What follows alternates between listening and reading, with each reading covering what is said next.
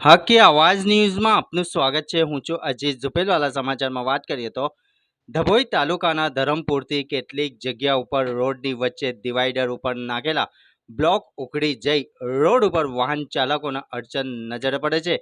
Statue of unity main રસ્તો હોય આ રોડ ઉપરથી હજારો વાહનો અવર જવર કરતા હોય છે, જેને લઈને રોડ ઉપરથી રોજિંદા પસાર થતા વાહન ચાલકોને સાઈડ ઉપરથી રોડની બાજુના નાખેલા બ્લોક ઘસી પડ્યા છે। ત્યારે લાગતા વળગતા અધિકારીઓ અને સ્ટેટ હાઈવેના અધિકારીઓ આ રોડ ઉપરથી રોજિંદા પસાર થાય છે, છતાં પણ અધિકારીઓનું દેખાતું નથી। 24 કલાક વાહન વ્યવહારથી ધમધમતા રોડ ઉપર ઘણીવાર વાહનો અકસ્માતો પણ સર્જાય છે। ત્યારે શું તંત્ર કોઈ મોટી જાનહાનિ થશે ત્યારે રોડની વચ્ચે ડિવાઈડર પરના બ્લોકનું સમારકામ કરશે તે વાહન ચાલકોમાં ચર્ચાનો વિષય બન્યો છે।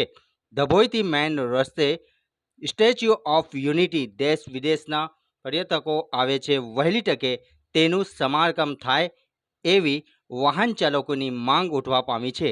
રિપોર્ટ રફીક મંસૂરી।